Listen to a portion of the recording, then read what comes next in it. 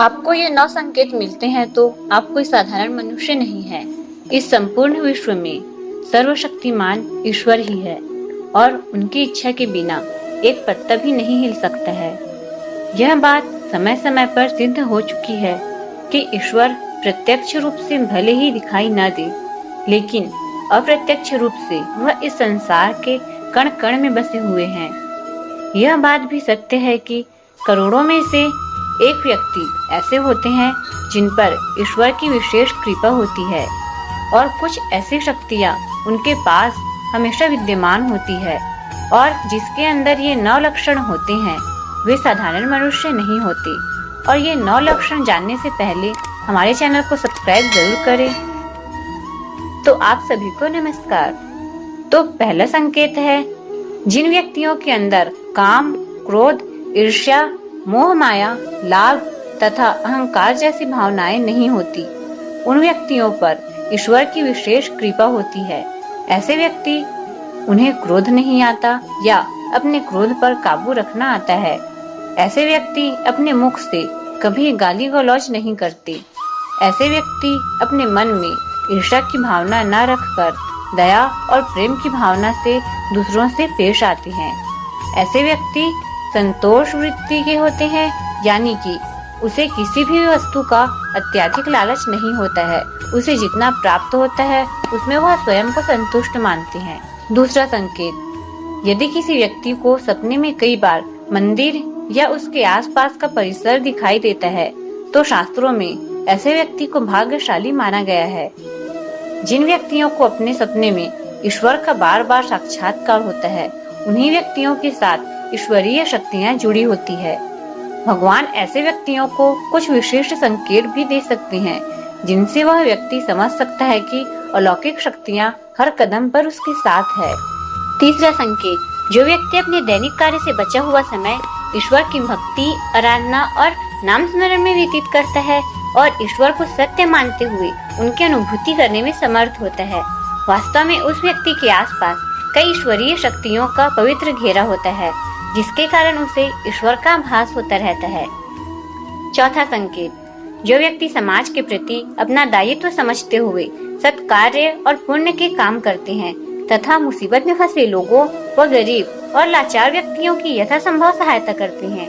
आपदा और विपदा के समय मनुष्य तथा पशु पक्षियों की हर तरह से सहायता करते हैं तथा वृद्ध, असहाय और अपंग लोगों को समर्पित भाव से सेवा करना अपना कर्तव्य समझते हैं। ऐसे व्यक्ति वास्तव में समाज के लिए उदाहरण सिद्ध होते हैं। लेकिन आपको यह बता दें कि हर व्यक्ति यह काम नहीं करता है। यह काम केवल वही व्यक्ति करते हैं जिस व्यक्ति के ऊपर भगवान की विशेष कृपा होती है। तभी उस व्यक्ति के अंदर ही ऐसे गुण उत्पन्न होते हैं। ऐसे व्यक्ति अंत में मोक्ष प्राप्त कर लेते हैं। पांचवा संकेत, ईश्वरीय कृपा प्राप्त व्यक्तियों में एक अनोखी शक्ति भी होती है और वह शक्ति है पूर्वाभास। पूर्वाभास यानी कि भविष्य में होने वाली कुछ विशेष घटनाओं का पहले ही आभास हो जाना। अगर आपको भी भविष्य में होने वाली कोई दुर्घटना या कोई अच्छी घटना के बारे में पहले ही अंदाजा लग जाता है तो आपके ऊपर भगवान की विशेष कृपा है। छठवां संकेत, कुछ लोगों को हमेशा अपने आसपास एक विशिष्ट प्रकार की सुगंध का अनुभव होता है।